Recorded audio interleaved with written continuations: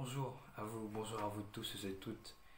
J'espère que vous allez bien. Je viens aujourd'hui vous raconter une histoire qui a été mise au secret entre moi et mes amis proches. Et aujourd'hui, je viens vous la raconter publiquement et aussi honteusement, mais aussi un tout petit peu fièrement. Cette histoire, il s'agit des ajouts aux plateformes. Alors, qu'est-ce que c'est que les ajouts aux plateformes? Qu'est-ce que ça veut dire? Alors, tout simplement, les ajouts aux plateformes, c'est de la musique japonaise, thaïlandaise et même française qui a été mise sur les plateformes de musique que vous connaissez tous, telles que Spotify, Apple Music, même YouTube Music, par mois, à la Kawishi de 2018 à aujourd'hui. Euh, C'était une rude épreuve parce que j'ai publié et dépublié beaucoup de choses à chaque fois. Et c'est aujourd'hui tout ce que je vais vous dire, toutes les étapes qui ont été faites dans la publication de ces singles, de ces EP, de ces albums. Aujourd'hui, je viens tout vous dire, du début jusqu'à la chute. Bon, alors, comme vous le savez, il y a toujours un début à quelque chose. Donc moi, j'ai débuté à publier des choses sur TuneCore, là où j'ai tout publié de 2018 à 2019. Et j'ai débuté tout d'abord par publier des bandes originales. Et oui, effectivement. Alors, je vous redonne le contexte. En juin 2018, j'ai regardé un film qui s'appelle The Dog of Flanders, qui était un animé. Et c'est le premier animé auquel je pleure réellement, auquel j'ai pleuré réellement. Et du coup, j'avais fait une réaction juste après avoir vu le film pour Mini Hop. Donc du coup, la bande originale du film, je l'aime tellement que j'ai envie de l'embrasser aujourd'hui. Et du coup, ce que j'ai fait, c'est que j'ai publié pour la première fois une bande originale d'un film sur Spotify avec TuneCore. Et vous vous dites, ils ont vu quelque chose quand même. Ils ne se sont pas dit, ok, on publie ça comme ça. Si, ils ont publié ça comme ça. Ils se sont pas dit, ça appartient à quelqu'un normalement. Même pas à quelqu'un, à une société. Non, ils sont publiés comme ça. Parce qu'ils sont une société de publication et ils s'en foutent. Voilà. Après cette publication de la bande originale, alors elle n'est pas restée très longtemps, elle est restée un mois je pense, parce qu'il y avait quelques titres que j'avais extraits d'une vidéo qui n'était pas très très bien, qui était de mauvaise qualité, du coup j'ai dépublié la chose. Mais j'ai essayé encore de publier quelque chose, j'ai essayé de publier une vidéo à moi, et cette vidéo, c'est comme je l'ai dit tout à l'heure, euh, c'est la vidéo auquel j'ai réagi au film que j'avais regardé en juin 2018, mais ça a été supprimé juste après, en septembre 2018, lorsque j'ai fait ma rentrée de troisième, parce que ben voilà, c'est un petit peu honteux d'avoir quelque chose sur Spotify alors que tu es en troisième. Donc du coup, il y a eu deux choses qui ont été dépubliées, mais je veux pas m'en arrêter là. Je veux pas arrêter là. Je veux continuer à publier. On en est pour l'instant en 2018, fin 2018, au tout premier single japonais. J'ai essayé de publier euh, l'opening et l'ending de. Comment ça s'appelle déjà en français Cathy, la petite fermière. Je vais pas dire le nom en japonais parce que je suis pas japonais. Mais voilà, j'ai publié ces deux chansons-là. Le label que j'ai mis, c'était Pony Canyon. Alors, pas Pony Canyon, parce que Pony Canyon, c'est le vrai nom d'aujourd'hui. Mais pour publier le truc, j'avais mis Canyon Records. Et Canyon Records, c'était l'ancien nom de Pony Canyon. Mais quand même, ils se sont rendus compte de cela un an après. Hein. Je regarde un petit peu ce que je gagne avec les deux singles de Shikobayashi et d'Ayurikasa. Shikobayashi, c'est une artiste vraiment dans la J-pop, hein, et puis Ayurikasa, c'est une double japonais, comme on dit, une seiyuu. Bon, voilà, donc j'ai publié un single à son nom, et c'est celui-là qui m'a fait rencontrer un petit peu le succès. Genre, il y a des gens qui venaient voir un petit peu, qui étaient fans de ça. C'était une insert song, ça veut dire comment dire, une chanson qui est dans le thème de l'histoire de l'animé, mais qui ne fait pas partie de l'animé. Les image songs au Japon, ce sont voilà, des chansons qui se trouvent dans l'animé. Et ça s'appelle des image songs qui sont chantées par les doubleurs et doubleuses surtout. Mais là, c'était une insert song, c'était un truc qui correspondait à l'histoire de l'animé et c'était Behind the Tears d'Ayori Kasa. J'avais mis le nom en anglais parce que voilà, pourquoi pas, hein, alors que le nom original bah, c'est en japonais. Donc j'ai publié ces deux singles hein, de Shi Kobayashi et d'Ayori Kasa et je regarde un petit peu ce que je gagne avec. Alors, je gagne, alors je sais plus, je gagnais combien, peut-être 100 euros, 50 euros, voilà, c'était un petit peu le début de la gloire. Mais vous inquiétez pas parce que l'année d'après, en 2019, je commence un petit peu à cerner mes, mes publications sur des choses que j'aimais tant. Et il y a beaucoup de Japonais aussi qui aimaient ça. Et ça, c'est le début du succès. En janvier 2019, j'ai commencé à republier, vous savez, là, la bande originale du film The Dog of Flanders. Sauf que là, j'ai publié la vraie version, parce que bon, il y avait des éditions limitées. J'ai publié l'édition limitée à 8 titres, mais j'ai dépublié, donc du coup, il fallait que je la republie.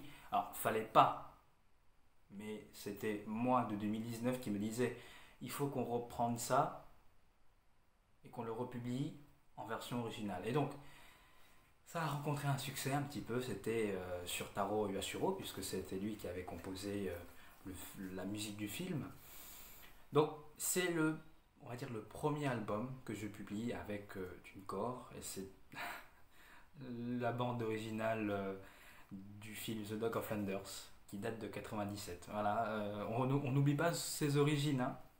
Juste après, je ne sais pas si j'ai publié en février 2019, peut-être que si, mais j'ai des souvenirs vagues de février 2019. Tout ce que je me souviens, c'est que en mars 2019, je commence à publier des singles de Kumiko Otsugi, si on dit ça comme ça. C'est tout simplement une artiste connue là-bas, alors qui n'est plus connue aujourd'hui parce qu'elle est vieille, hein. Mais elle a chanté beaucoup de choses pendant les années 70, 80. Alors plutôt 70, elle était plutôt connue dans les années 70. Et ben moi j'ai publié justement ses openings les plus connus, mais je suivais la trace de la World Masterpiece Theater. Là, vous savez, là, la série là, que j'aime tant, là, les séries historiques, tout ça. Là. J'ai commencé à publier certaines de ces chansons. C'était des openings, des endings de temps en temps aussi. C'était des singles que je publiais et ça a rencontré le succès. Je regardais sur Spotify, ouh là là, il y a 1000 écoutes. 1000 écoutes. Je me suis dit, bah, après ça monte, ça monte, ça monte, et vous allez voir progressivement, après dans l'année, ça commence à progresser progressivement. Oui, progressivement, c'est bien ça. Et donc, comme je vous disais, je suis la trace des openings et endings d'animés de la World Masterpiece Theater. J'ai fait vraiment beaucoup d'openings. Alors, je pense que j'ai fait les openings de 75, de 76, de 77, de 78, de 79, 80, 81, 82, 83, 84 aussi, puisque j'avais publié en décembre 2018, 86, 90, 91. Oui, je pense que c'est tout. Voilà, j'ai publié beaucoup d'openings et d'endings d'animés, mais ça s'arrête pas là. J'ai pas publié que des openings et endings d'animés, hein. J'ai pas fait que ça, bien sûr. J'ai aussi fait leurs albums respectifs, des animés. Alors, on publie les titres qui sont dans l'album original, qui sont des image songs, qui sont des insert songs, qui sont bah, du coup l'opening et ending, hein, c'est logique.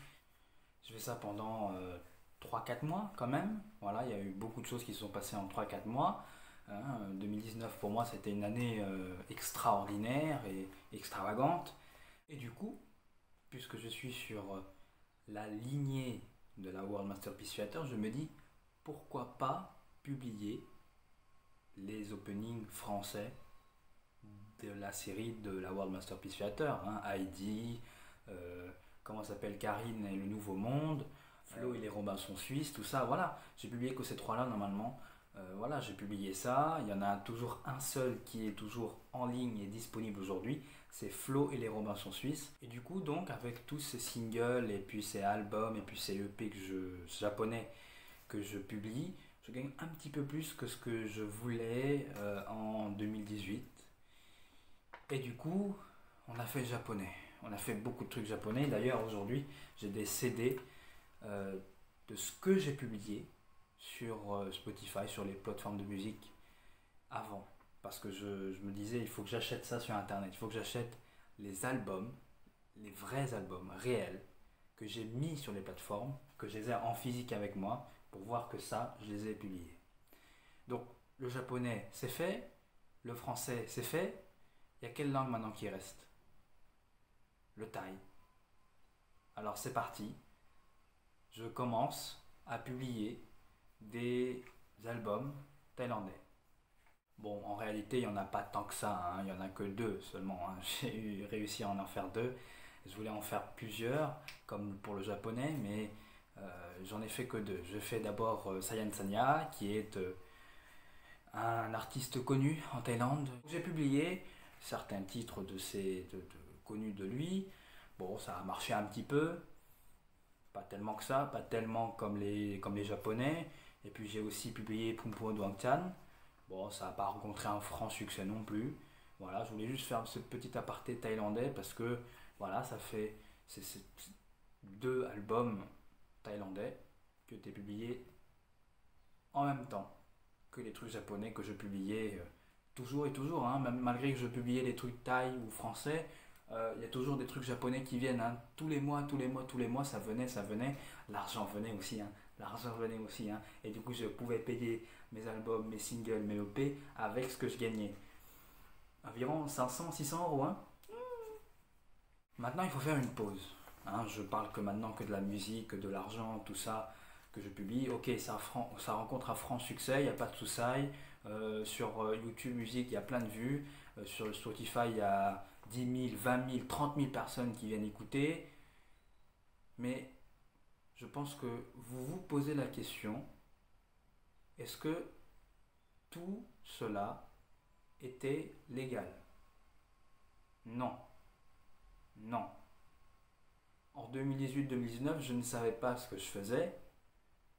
Et je pensais que, voilà, je publie comme ça, une corps ils se disent, ils se doutent de rien, alors je continue à publier. Mais effectivement, ce n'était pas légal parce que c'est pas ma musique, malgré que j'essaie aussi de prendre mon nom pour publier des covers, hein, mais même les covers que je chante moi-même, c'est pas légal. Oui, oui, ce n'était pas légal, c'était illégal donc, parce que ce n'est pas ma musique, et parce que, même si ça rencontre un franc succès, je pensais dans ma tête que les labels allaient les laisser, parce que ça fait un nom pour eux, mais non, ça fait pas un nom pour eux, ça fait un nom pour moi, pour TuneCore, et surtout ça fait gagner de l'argent à moi, et pas au label, et donc c'est pour ça que c'est légal. Je me fais donc de l'argent sur leur dos. C'est pas de l'argent physique, hein. Tant que vous n'avez pas retiré votre argent pour le mettre sur PayPal, c'est pas de l'argent physique, mais je gagnais quand même plusieurs centaines d'euros sans m'en rendre compte que tout cela était illégal. Et c'est pourquoi donc le 12 novembre 2019, il y a eu un processus de suppression de plusieurs choses qui ne sont pas à mon nom. Il y a eu beaucoup de choses. Alors, c'est pas toutes les choses, mais c'est quand même une majorité de choses. C'est des singles japonais, c'est des singles français aussi, mais aussi surtout c'est les albums thaïlandais que j'avais publiés, les deux albums qui sont aussi eux les publiés. Et donc je dis bien, certains ont été supprimés, d'autres sont toujours présents sur les plateformes. Et je continue à gagner de l'argent avec ceux qui sont là, c'est-à-dire ceux qui sont toujours présents. Et ça me fait toujours monter, comme d'habitude, à des centaines d'euros, qui me fait monter du coup mon solde à plus de 1000 euros. Mais ils se sont rendus compte des choses. Et du coup, le 14 avril 2020, il n'y a pas si longtemps que ça, hein, ils ont commencé à tout dépublier.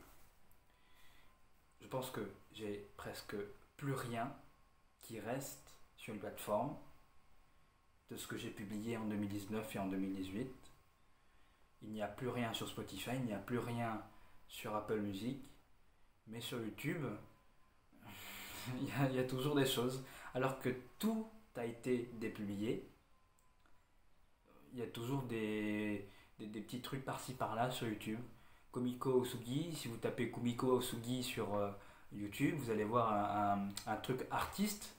Bah oui, c'est les trucs que j'ai ajoutés qui sont toujours là. Il y a peut-être 7-8 albums et singles qui sont présents, mais ils sont toujours là. Je ne sais pas, je leur laisse le boulot, hein, TuneCore, ils suppriment ce qu'ils veulent, mais c'est toujours présent. Il n'y a pas que Kumiko Osugi, bien sûr, hein, mais il y a toujours les trucs qui sont présents sur YouTube, alors que eux-mêmes, les singles et les albums, ils ont été dépubliés sur toutes les autres plateformes de musique. Voilà, ça c'est illogique, je comprends pas. Peut-être que YouTube veut garder euh, les trucs qui leur font des vues, je sais pas. Comme vous le savez, avec tout ce que j'ai publié de 2018 à 2019, vous devez sans doute prétendre ou penser que j'ai gagné quelque chose avec. Et ben oui, j'ai gagné quelque chose, mais de temps en temps, je prenais cet argent pour payer en plus des singles, des albums, et pas du coup payer avec la carte bancaire de mon père. Et du coup, à la fin du mois ou mi-mois, on me donnait l'argent et j'utilisais tout cet argent pour aller publier les singles à 10 euros ou les albums à 30 euros.